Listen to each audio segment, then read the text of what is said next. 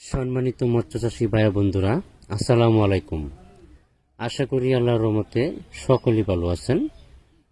আমার এই ভিডিওটি দেশ এবং প্রবাস থেকে যে যেখান থেকে বসে দেখতে পাচ্ছেন আপনাদেরকে জানাই আন্তরিক শুভেচ্ছা ও মোবারক। আজকে আমি কথা বলবো গোল্ডেন কালার দেশি ট্যাংরা মাছের সম্পর্কে। আপনারা অনেকেই ভাবেন যে গোল্ডেন কালার বা দেশি ট্যাংরা মাছের পোনা চাষ করলে বা লস হয়। আসলে সম্পূর্ণ ভুল ধারণা। শীতকালে বা গরমকালে যে কোনো মুহূর্তে এই মাছগুলো যে কোনো জলাশয়ে মাছগুলো চাষ করা যায়। আপনারা অনেকেই জানেন না যে গোল্ডেন কালার দেশি ট্যাংরা মাছের পোনা বা সাদা গুলশা মাছের পোনা, এই জাতীয় মাছের পোনাগুলো আপনার 2.5 থেকে 3 মাসের ভিতরে এই মাছগুলো বাজারজাত করা যায়। অবশ্যই আপনার ফার্স্ট গ্রেডিংয়ের মাছের পোনা হইতে হবে।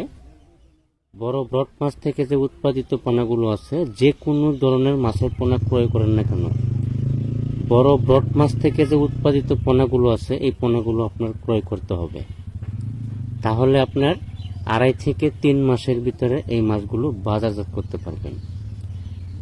গোল্ডেন কালার দেশি ট্যাংরা মাছের পোনা বা সাদা গুলশা মাছের পোনা, এই মাছের পোনাগুলো আপনার বেশি একটা খাবার লাগে না, অল্প খাবারে এই মাছগুলো দ্রুত বড় হয়। যেমন গোল্ডেন কালার দেশি ট্যাংরা মাছের পোনাগুলো বিশেষ করে রাত্রে খাবার খায়। রাত্রে মাগরিবের পরে বা সকালে ফজরের পরে এই টাইমে আপনার ট্যাংরা মাছের খাবার দিলে খুবই ভালো খায় এবং কি এত বেশি খরচ হয় না, অল্প